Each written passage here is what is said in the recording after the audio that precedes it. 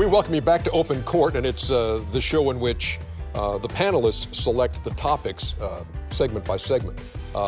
Dennis Scott's up now, and your topic is AAU basketball. Is this a positive or a negative? Well, for me today, I think it's gone to the negative versus when we were playing AAU. When you looked at the AAU coaches back 70s, 80s, it was normally a ex-police officer or fireman or someone was doing it on the side because they were really trying to help the kids. Where some of the AAU coaches today, I think, are looking for a handout, or they see 2 or 3 kids in their neighborhood and they say, hey, y'all come play with me. And they're not really teaching them structure. So now if my son's 18 years old and he's being recruited, I ask myself, who's more important? Is the AAU coach more important, or is his high school coach? And then during the season, is my son playing harder for my AAU coach or for my high school coach? And then when you watch them play, when they're playing AAU today, they just run up and down, no structure, and then when they get to their high school team, they're not playing well. And then now we see a lot of our guys coming into the NBA today. They can score, they can run up and down, but they can't set a screen. They don't know how to open to the ball the right way, making a simple bounce pass. How many times we sit on the desk and say, if Chris Webber's posting up, they can't get the ball in the post because they don't know how to feed the post. So now when I'm watching this next generation, I love AAU. I think it's a good place. We should still keep it. But I am challenging some of the coaches and some of the directors today saying, hey, if you're going to do this, teach them the right way. So my question for you guys and people at home is that, are you happy with the AAU system today? And if you have a kid, 18 years old, who are you directing him to? And who are you saying, you know what, listen to this coach. He's teaching you the right things. Or listen to this coach. Or are you saying, AAU coach, before you have my son, if you're not showing him structure, you can't have my son. I'll teach him myself. So I'm, Smitty? A lot to pick from there. Yes. So, Smitty, I mean, so you've played AAU ball. Yes. You have a son who's playing AAU ball. Mm-hmm. Well, you have a wealth of knowledge to speak of and a background to speak of. Is AAU a good thing or a bad thing? It's a good thing. You know, and the reason why I say that, because I think so many people are saying it's negative. Because AAU is the reason why a lot of us are sitting here. Mm-hmm. But I think it's all youth sports. I mean, not only AAU, I played at recreation centers. I played in my elementary school, just like all these guys did. But it was taught the game, and it's a cliche. Larry Brown always said we credit Larry Brown, but it's everybody. And I definitely credit Larry Brown to keeping it going. Playing the game the right way. Yeah. And that's what's lost. Yep. And it's lost of guys giving back. So, I mean, what I want to say it's a good thing. It's a good thing overall, but you think there are things that need to be fixed now. Yes. I mean, I took it for granted. We and Chris talked about it. I wanted to learn how to shoot, so I got on the bus and went to where George Gervin was giving a camp, a free camp. And I asked him how to shoot the basketball. So back then, Ernie, at 12, 13, 14, I thought, well, that's what everybody did. Mm-hmm. I go play 2-on-2 with Isaiah Thomas. I get a chance to go find Magic Johnson playing at St. Cecilia and talk about being a point guard. So I go back and thank those guys tremendously. Mm-hmm. The Earl Curitons who took times, the Terry Durods. These are guys that played at the professional level, or even the guys at Antoine Jobert. They took time to give back to the younger generations on teaching them how to play the right way, and they didn't charge a fee. It was free. Right.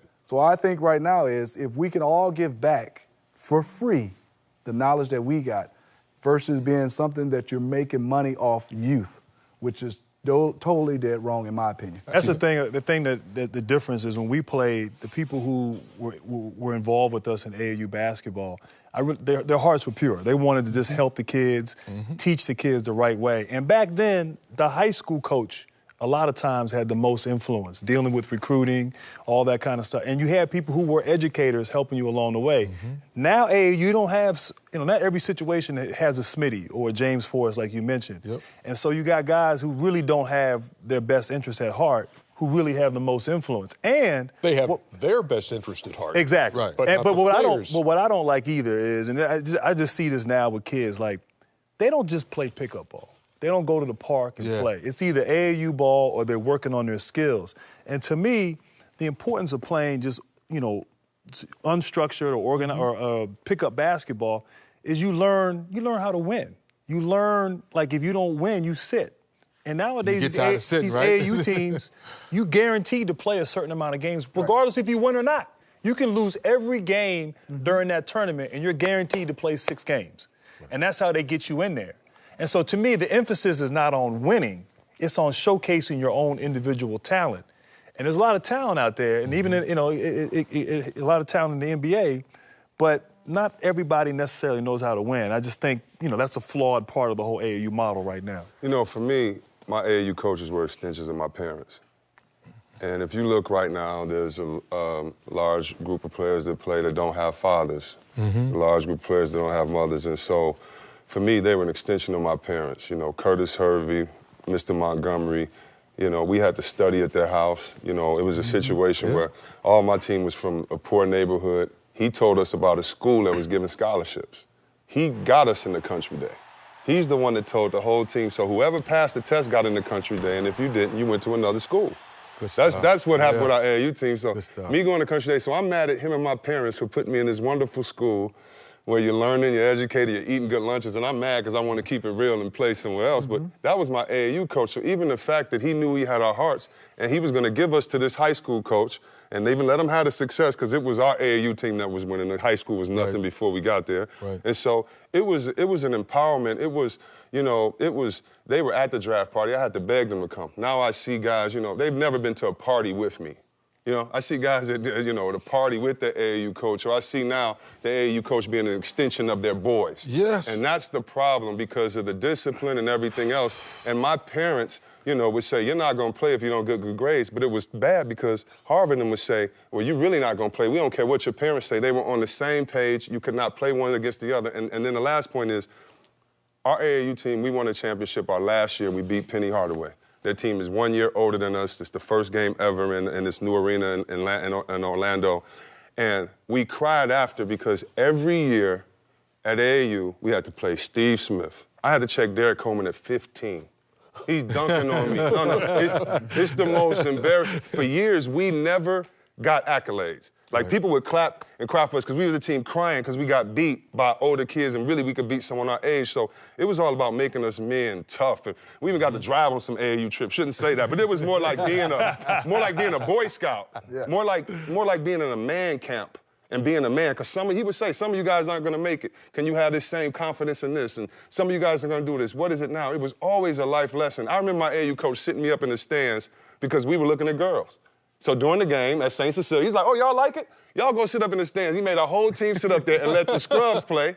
But it was lessons, you know what I mean? It was life lessons, and I just love that type of thing, Well, I'll try to wrap it all up and just say the history, and there's been slippage as we continue to go from generation to generation. And I'll wrap it up and sum it up this way. The educators used to volunteer to be coaches. And they would teach life lessons. And it started with this. Yeah. You play as you live. You play as you live. You live right. Yeah. You play right.